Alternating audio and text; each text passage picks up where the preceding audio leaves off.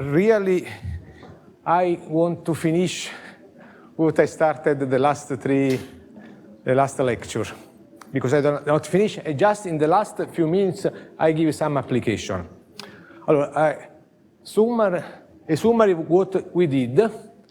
We consider this variational inequality in this, and we studied the asymptotic behavior of these problems as epsilon tends to 0, where epsilon is the period of this structure with oscillating boundary. What we proved, the main result, that with the tilde, we say in the case, you see, these problems depends on lambda.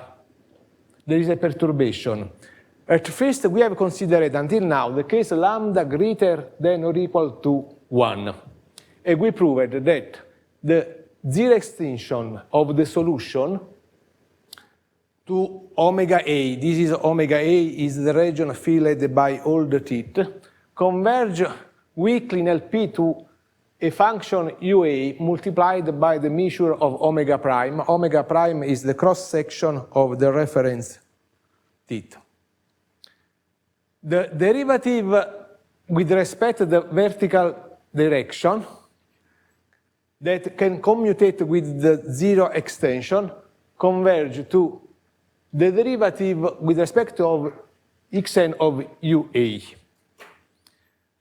On the other side, the derivative with respect to the first n minus 1 direction, x1, xn minus 1, extended by 0, here you cannot commutate, converge to a function d prime in LP, weakly in LP omega A n minus 1.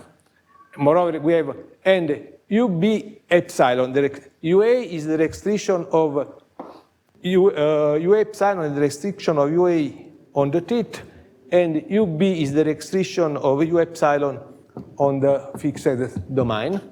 Okay, converge to UB weakly in W1P omega B, and we have the function UA, UB, and D prime is solution of this problem. Which is the problem? UA, UB is in this space.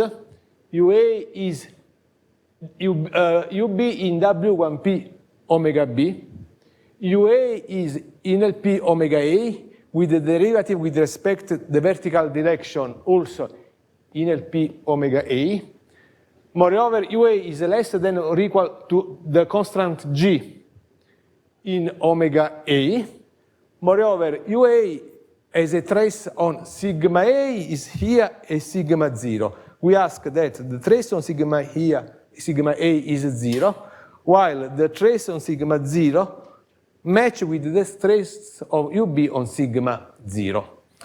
Which is the problem? The problem is coupled by a algebraic systems with a algebraic system with of n minus 1 equation. Okay, because A prime is the first n minus component of A, coupled with a variational inequality. We have proved yesterday that this problem has a solution because the limit of this sequence solves this problem, and we have proved that this problem admits a unique solution. This when lambda is greater than or equal to 1.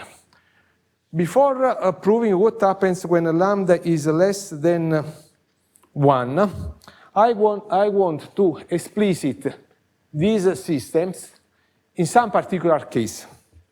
For instance, in the linear case, we take A of x, c equal A of x, c. Almost very well x belonging to omega, and for every c in Rn. When of A is a classical elliptic matrix and bounded in L infinity. Okay, with alpha, with ellipticity constant alpha. we decompose A, we denote by A prime equals A, EG, EG equal 1 and minus 1. Then A prime is the submatrix composed by the first n minus 1 row and the first n minus 1 column. We denote by V prime equal A, I, N. I equal 1 and minus 1 is the vertical, is just the last column except the last element. Then this V is vertical. H prime is A, N, G, G equal 1 and minus 1 is the last row except the last element. Then A can be decomposed equal A prime, V prime, H prime, A, and N. Okay, this is the decomposition. Moreover, we set A star equal A and N minus H prime, A prime, minus 1, V prime. A is strictly elliptic. Then also A prime is strictly elliptic. When is admit an inverse. We denote by A star this is a real number. Okay. Then we want to write these terms, these systems. Let us write A prime of X, C. This is sum G equal 1 and A, E, G X, CG for I equal 1 and minus 1. Okay? If you calculate A prime is the first n minus component of A. Then we want to compute this quantity. This implies that A prime of X, V prime, the derivative with respect to Xn of UA is equal sum Gi equal 1 and minus 1 AIG X dg plus AIN, the derivative with respect to Xn of UA for I equal 1 and minus 1. If you replace here, Xi, this vector, you have this one. And this is just equal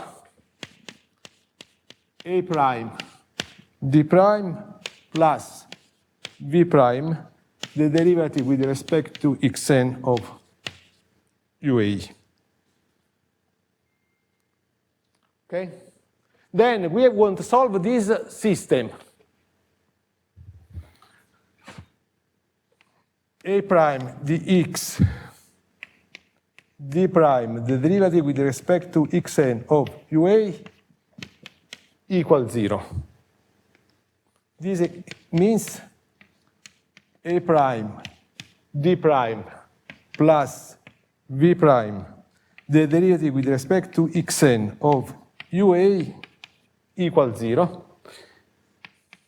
And this gives d prime is equal minus the inverse of A prime, V prime, the derivative with respect to Xn of UA. Then we can compute, in this case, explicitly d prime.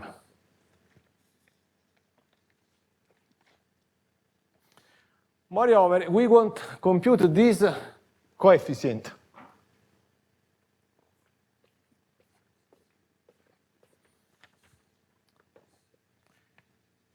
An of x, c. This equals sum g equal 1, n, an g, x, cg. This implies that this is the last component of A.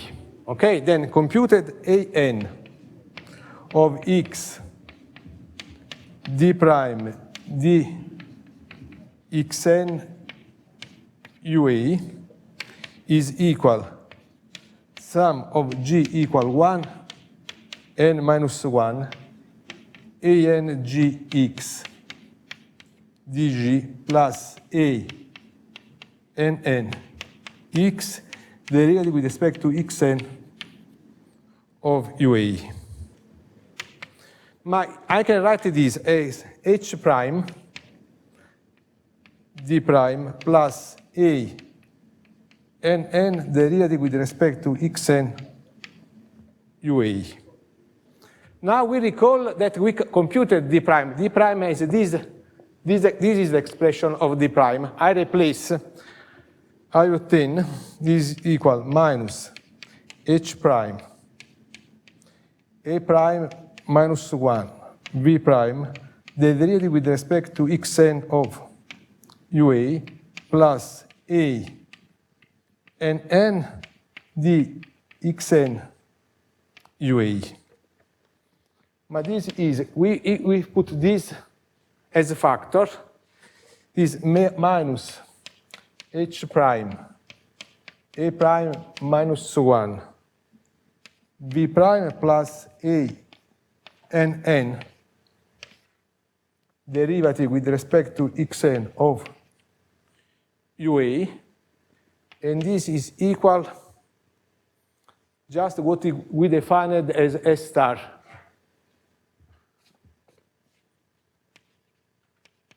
A star derivative with respect to xn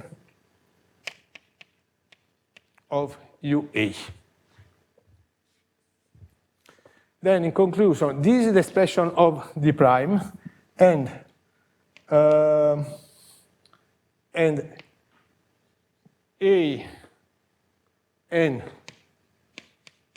x d prime derivative with respect to xn of ua is equal a star the derivative with respect to xn of ua.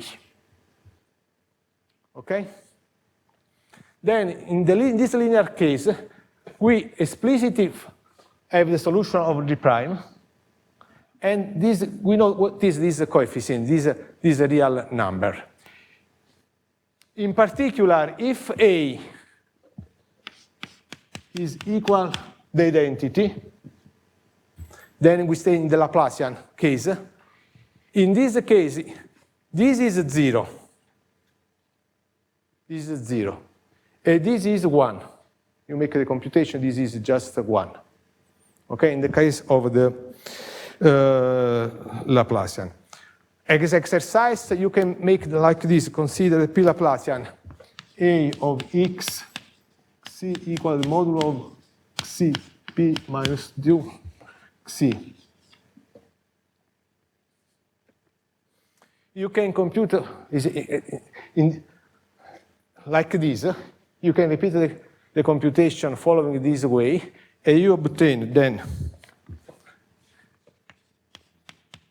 d prime is equal 0, and an of x d prime, the derivative with respect of xn of ua, is just equal the modulus of the derivative with respect to xn of ua p minus 2, the derivative with respect to xn of u. In the case of the p, Laplacian. Then I want to let you remark that d prime, the limit of the derivative with respect to x prime is 0, the limit of the zero extension of the derivative with respect to x prime is 0 in the case of the Laplacian and the P Laplacian, but in general is not 0, okay, because d prime, we have d prime, then solves these systems. Okay.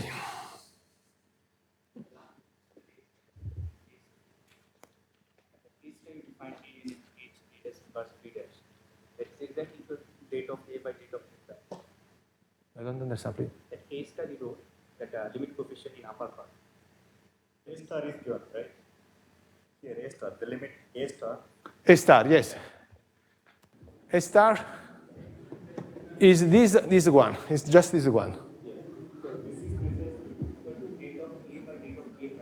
Determinant of A times determinant of A prime. Divided by determinant of A prime. This is A star. This in the linear. This is in the case of the linear case.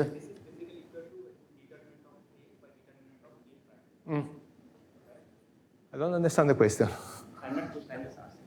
So this can be rewritten as equal to determinant of A divided by determinant of A prime. Is that a Yes, possible. And when you take this linear case, can you replace x with x dash by epsilon? Will you get the same result? X by x by x by epsilon. X dash by epsilon. There is some work by, you have seen the paper of Silly Mossino, that they also consider the homogenization, the case oscillating boundary with x by epsilon. In 2 dimension you get the same result, but more than 2 dimension. I don't remind the result they obtained. You have to check this paper. But the only question on this paper, I have some doubt because why the period of the oscillation is equal to the period of the material? There is no reason, I think. You have to use another period, in my opinion. Okay.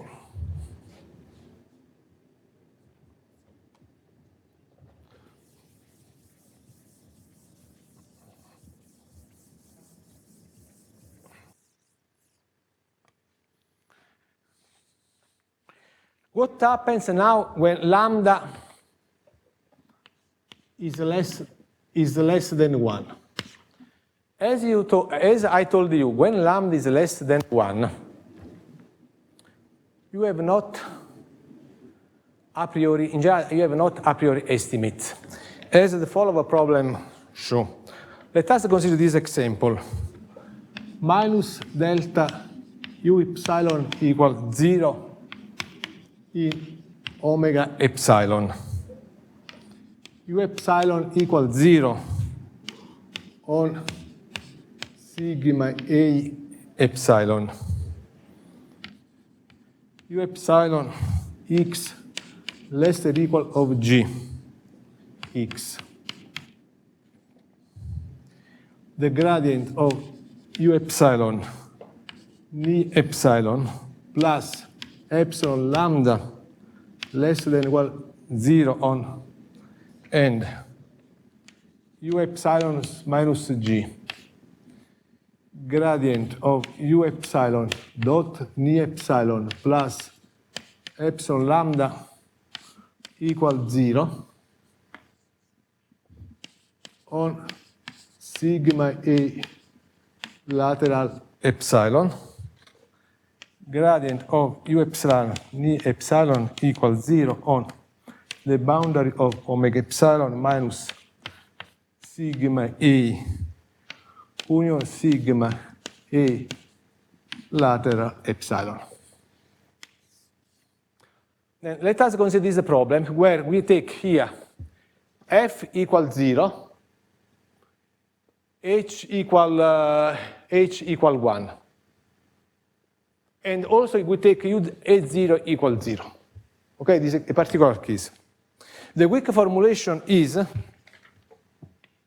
u epsilon in k epsilon, the integral on omega epsilon, gradient of u epsilon, gradient v minus u epsilon in the x plus epsilon to power lambda, the integral on sigma A lateral epsilon V minus U epsilon in the sigma is greater than 0 for every B in chi epsilon. Okay? You have this problem where here you have taken the Laplacian.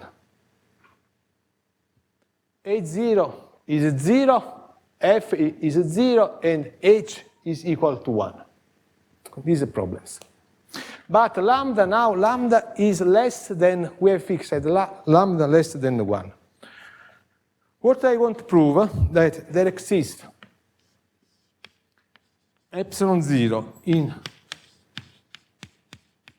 0, 1, and there exists mu1 and mu2 in 0 plus infinity, such that mu1 by epsilon 1 minus lambda is less than the norm of U epsilon in H1 omega epsilon, less to of mu2 epsilon 1 minus lambda for each epsilon in 0 epsilon 0.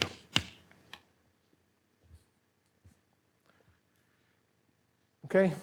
In this case, the solution is not bounded. This bound you can recover by the a priori estimates. If you repeat the a priori estimates with in the case lambda less than 1, you obtain this one. Just the proof that we make of a priori estimates. Then we have to prove this inferior bound, lower bound. Okay? Then let us set let C a function in C0 infinity omega E. C is less than or equal to 0 in omega E, and C is not the 0 function, is not identical equal to 0. Then we can take as a test function U epsilon plus V equal U epsilon plus phi, because this is less than U epsilon, and we can take this as a test function in our problem. This function is in K epsilon. What we obtain? The integral on omega A epsilon, gradient of U epsilon, gradient psi in the x, plus epsilon to power lambda, the integral on sigma A lateral epsilon psi in the sigma is greater than 0 for each epsilon.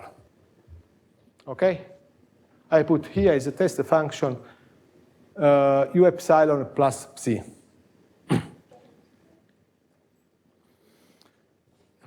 This implies I apply here the older inequality.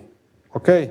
Then the norm of gradient of psi in L2 omega E for the norm of U epsilon in H1 omega epsilon is greater than or equal the integral on omega A epsilon gradient of U epsilon gradient psi. Here the elder inequality, I apply it. This is greater than, I put this on the right. And to compute this integral, I use the lemma that we introduced in the first lecture, which transforms the integral of surface in volume integral. We use this one. Then this is greater than the epsilon lambda, the integral on sigma A lateral epsilon minus psi in the sigma. Then I put this on the right, and then I compute this one. This is just equal epsilon lambda minus 1, the mutual boundary of omega prime, on measure of omega prime, the integral on omega a epsilon minus c in the x minus epsilon lambda, the integral on omega a epsilon gradient c in x prime by epsilon, gradient with respect to x prime, the c in the x for each epsilon. Then this is greater than this. This implies I divided by this term that the norm of u epsilon in h1 omega epsilon is greater than, I can write, 1 by the norm of gradient of c in L2 omega e.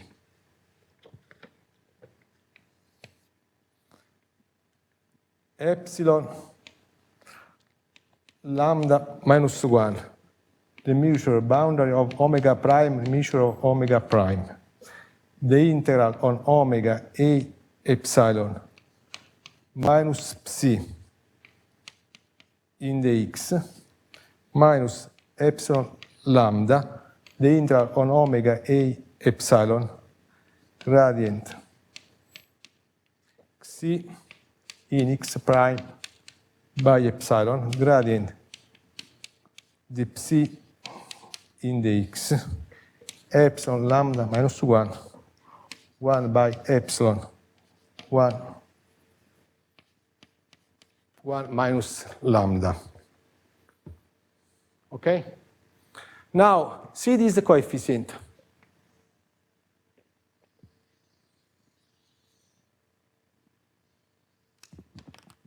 See this coefficient.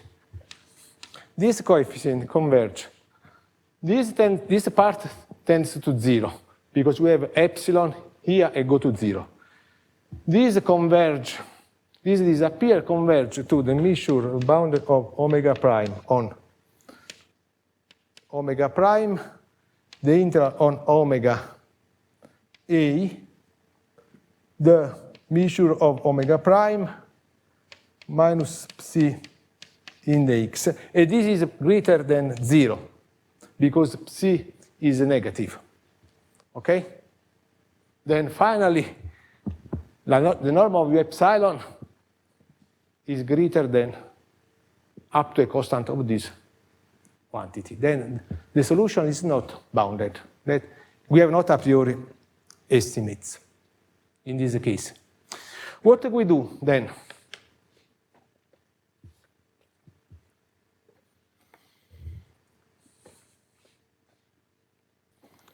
We add a new assumption on H. We assume that exists rho greater than 0, such that rho modulus t to power p is less than h x t t almost everywhere in omega a for every t belonging to R. We assume this is the coercitiveness condition on H. You recall, before on H, we have only growth condition we assumed, not a coercitiveness condition. And we assume assumed some hypothesis on the derivative. We have to add, if we add this assumption, you know, with this assumption, is not satisfied by the constant. If H is a constant, is not satisfied. In fact, this doesn't, here H is a constant, it does not work. Okay? Then this assumption is not satisfied by H equal constant. Then, in this case, we prove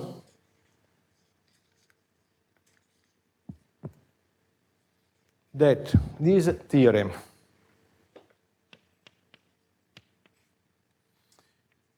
U A epsilon tilde converge to 0 strongly in LP omega A. The derivative with respect to x. Here we prove in the case now lambda less than 1 and greater than 0. The derivative with respect to xn u a epsilon tilde converge weakly to 0 in LP omega A. The gradient with respect to x prime of u a epsilon extended all by 0 converge to the measure of omega prime d prime weakly in LP omega A n minus 1. UB epsilon converge to UB weakly W1P omega B, and D prime is the unique solution of this system I prime of X. D prime 0 equal 0 almost everywhere in omega A. D prime solution to these systems, okay? While UB is the unique solution to minus divergence of A of X gradient of UB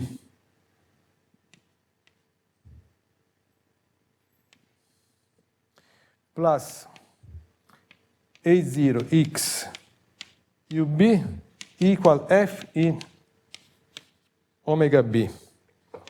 UB equal 0 on sigma 0, A of X gradient of UB dot Ni equal 0 on the boundary of omega B minus sigma 0. Then, in omega A, the limit is 0. In omega B, we obtain an equation. The equation satisfied by UB is minus divergence of AB plus A0B equals 0, with the condition UB equals 0 on this trace sigma on sigma 0.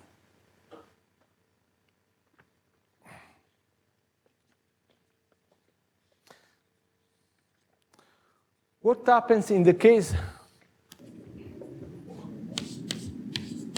lambda less than or equal to 0?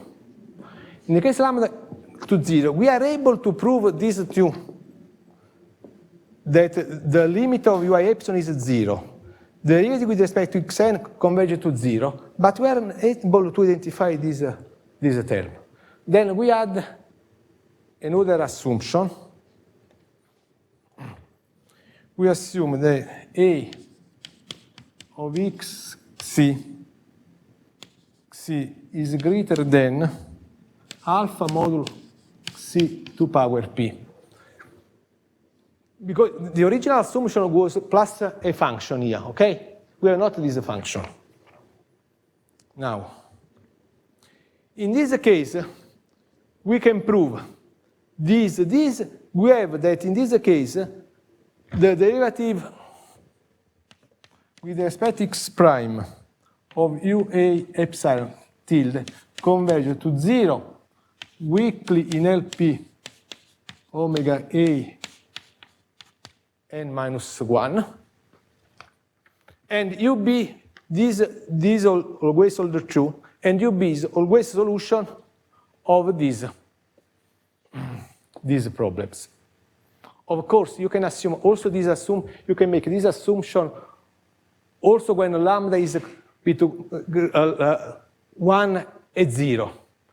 But there's not sense because, you know, if you have this assumption, since A is continuous, this implies immediately that A of x0 equals 0, this assumption.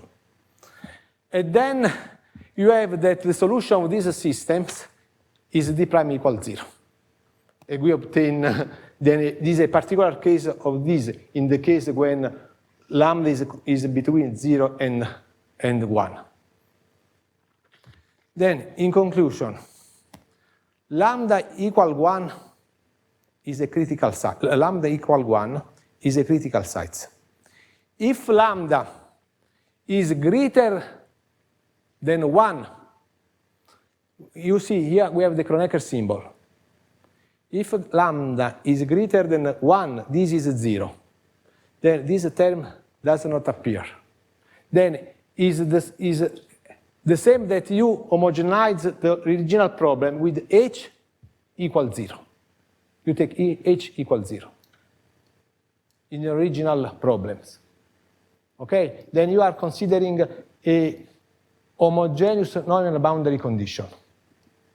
When lambda is equal 1, this is 1, then you have an additional term in the limit problems. And this, you can see, it depends on h. Is h is a constant, is a right-hand side. Is h is not constant, is a terms of order h0. Is lambda is less than 1, we obtain then, in omega a, the limit is 0. In omega b is a solution of this, not inequality, but this equation. You see, this equation, you obtain this equation when you take on the boundary condition, the Dirichlet boundary condition, you epsilon, if you assume here, u epsilon equals 0 as the Dirichlet boundary condition, the limit problems is just this one. UA is 0 in omega A, and UB is a solution of this problem. Then, roughly speaking, if lambda is greater than 1, you are homogenizing a homogeneous boundary condition. If lambda is less than 1, you are homogenizing a Dirichlet, homogeneous Dirichlet boundary condition. If 1 equals 1, you obtain this additional term. Okay, just I have 15 minutes since Professor Nandakumaran asked me to give some example of application of roof boundary. These problems you find in chemical activity. This represents U epsilon concentration. But I can give you, for maybe a more interesting application, that I'm working this moment with Michel Lechner.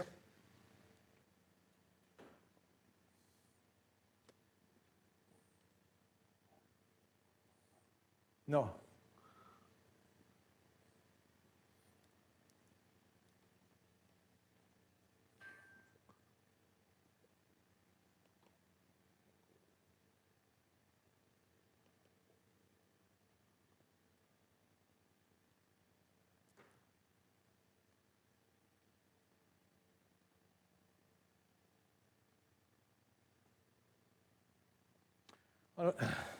This is a work. This is a work that I started with Michel Lechner of the University of Besançon. What is a MEMS? The MEMS is a micro-electromechanical systems. Are some systems where in a chip there is a mechanical and electronic component combined in a single chip. The main part of MEMS are sensor, microelectronics, and actuators. The sensor capture the information from outside. The microelectronics elaborate, is the software elaborate this information, and the actuator give an answer response to this external answer. Then we are interested in modelize some actuators. The most common actuator, there are different actuators, magnetic, thermal, electrochemical, and electrostatic actuators. We are interested in electrostatic actuator. Why? This is also the more used actuator, because they are compatible with micro technology. Moreover, you need new energy to use that one. Between the electrostatic actuator, the most common are the electrostatic comb drive actuator. It's just, we see some pictures, just some combs, and which is we see people comb like this, okay? And which is why they are useful, because they can work with very low voltage. What is a comb drive actuator? Is made of two. Maybe I showed the picture before. Is made of two parts. You see, there is in this picture omega A. There is a stator and a rotor. The stator in this picture is omega B epsilon alpha, and the rotor is omega A epsilon alpha. From a mechanical point of view, the stator omega B epsilon alpha is clamped. You see, this is clamped, while the rotor omega A epsilon alpha is subjected to some loads, that allow it to move. In general, they can move in parallel direction, or also in perpendicular direction, or in both. In this case, these loads allow it to move only on the vertical direction. From the electrostatic point of view, the stator omega B is at ground, while we have a potential on omega. We put a potential on omega epsilon alpha, and the differential of potential allow the rotor to move in direction of the stator. We see now which is the potential. What is important here? This is, you see, if the thickness is very small, the epsilon is the period.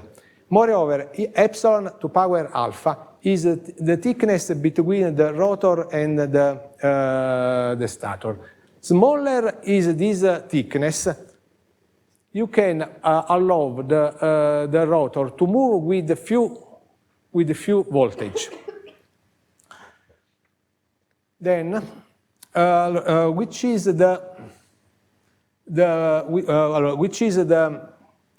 we consider the following normalized problems. Minus delta C epsilon equals 0 in omega C epsilon alpha is the zone, you see, is the vacuum, is between the rotor and the stator, the white zone. Then we say phi epsilon equal 1 on the boundary of the rotor, is 0 on the boundary of the stator. Moreover, on the lateral boundary, we don't know physically what to, on this boundary, we don't know physically what to choose here.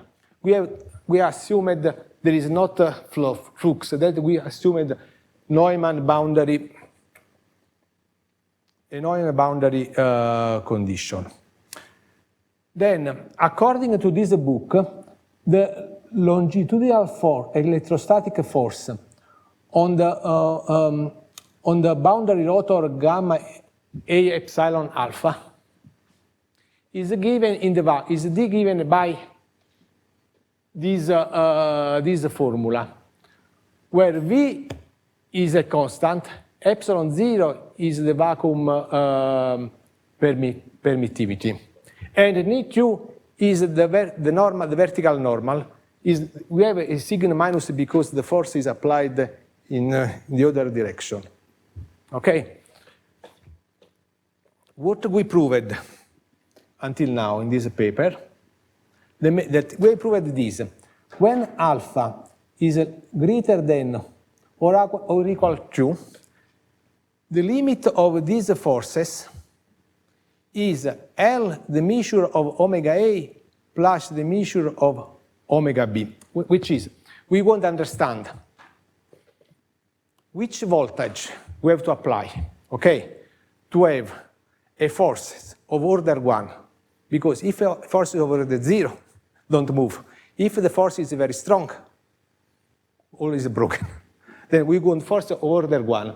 We prove that in the case that this thickness of order epsilon to the power alpha, the force, the good scale is epsilon to power alpha in the thickness of the between the rotor and the stator. And what this means, that the force depends of what, of course, of the length of the com drive, of course, L, but also depends on omega A and omega B.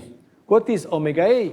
Omega A is the cross-section of the reference teeth of the rotor, and omega B is the cross-section of the reference teeth of the stator, of course. It does not depend on this part, of course. Moreover, we have not a fringe field. We expect to have a fringe field when alpha is less than 2.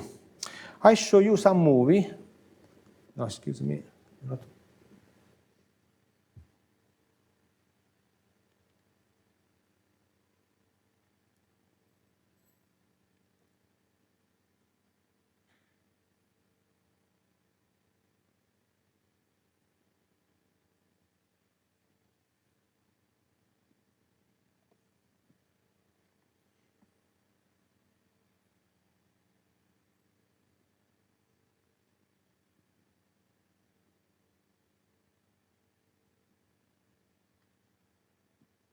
As work this object.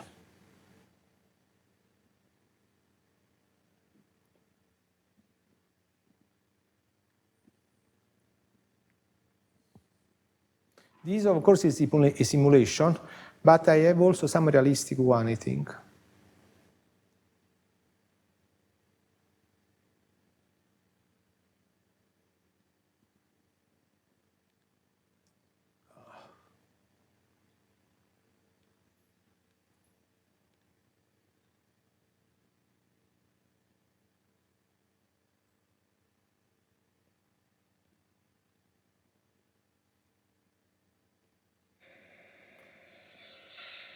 This is realistic.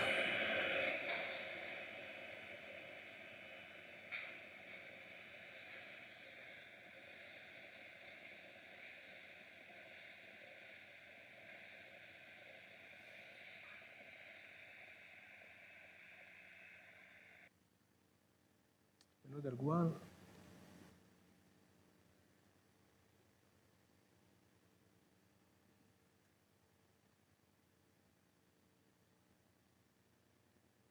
Designed tiny actuating systems that pull the mirror and make it rotate about the two axes. These systems are known as vertical comb drives. A vertical comb drive consists of two sets of combs made of conducting silicon. One comb, called the rotor comb, is attached to the mirror and placed higher than the other comb, called the stator comb. When a voltage is applied to the stator comb, a positive charge develops on its outer surface. These charges attract the negative charges in the rotor comb towards the stator comb. The attraction force is determined using Coulomb's law for electrostatic force. Two sets of small silicon rods attached to the mirror, called torsion rods, ensure that the Coulomb force causes the mirror to rotate about the desired axes.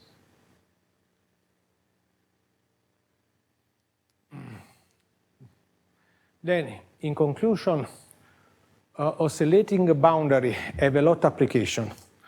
You have seen Professor Nandakumaran in the first lecture give you some application, for example, the diffusion of the 18 radiator. Or there are also in engineering motor, this application. Or, for example, in elasticity, the pillar of a building. But I think in this moment, this field is very interesting for application. because this involves micro technology. Is good. There is a lot of numerical, a lot of experiments and numerical result, but there are not result on asymptotic analysis of this. I think it's interesting in this moment to try to understand this problem with some analytic methods. Okay, just a few, just one word.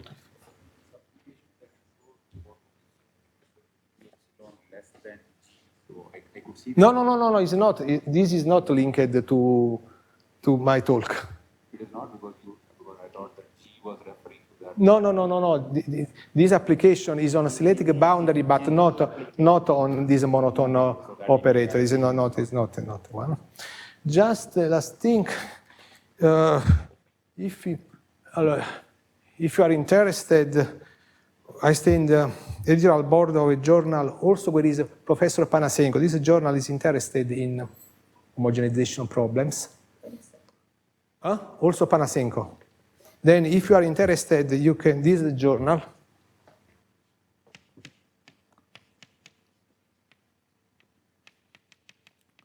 Mathematical modeling and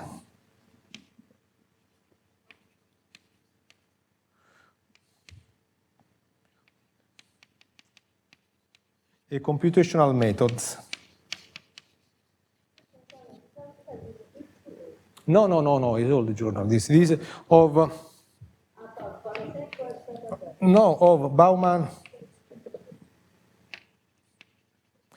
Bauman, Moscow State Technical University. Is HTTP